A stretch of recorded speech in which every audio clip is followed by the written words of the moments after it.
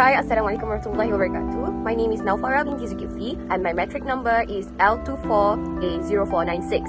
So, in this video, I'll be sharing on two parts of my assignment. What about my artifact? My personal artifact is my lamp. And now, I shall share with you guys one of my favorite lamps. 1, 2, 3. I shall present to you my jellyfish lamp.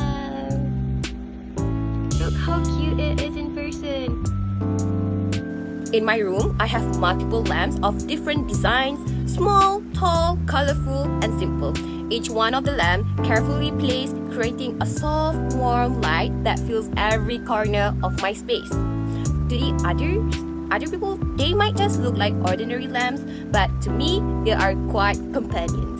What my personal artifact says about me, that my lamps show that I am someone who treasures warmth, peace, and emotional comfort.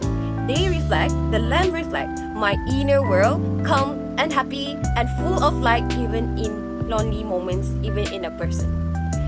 They tell a story about how I don't need a crowd to feel alive. Small things like light, lamps are enough to make me happy. Like how lamps brighten dark rooms, I hope, and I actually really hope to bring light into people's lives of people around me too. How important of lamps in my life. Every time that I move to a new place, setting up my lamps is the first thing I would do.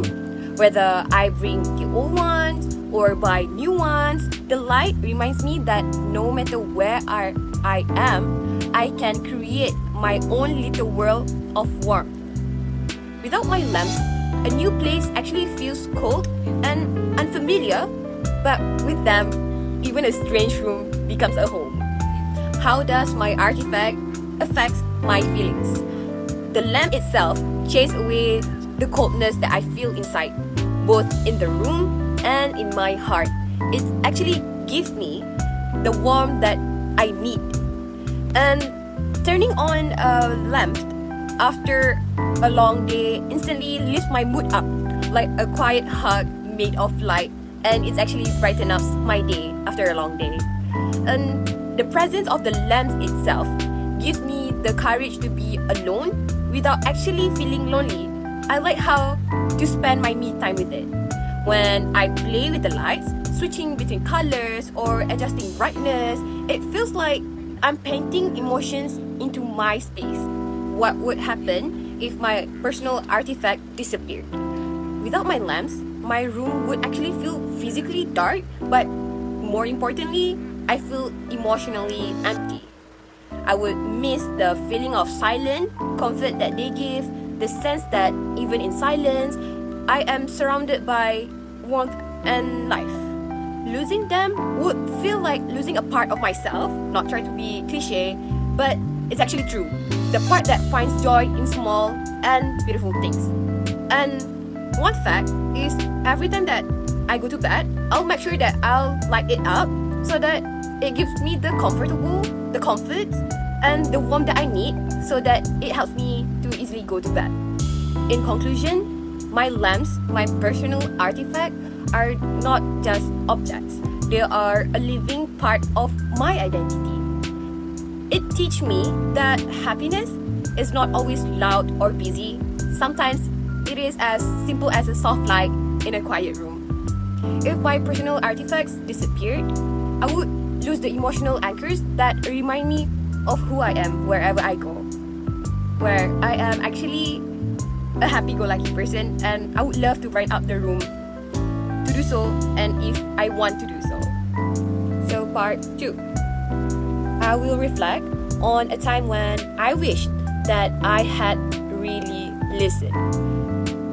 I wish I had really listened to my parents when they advised me to slow down.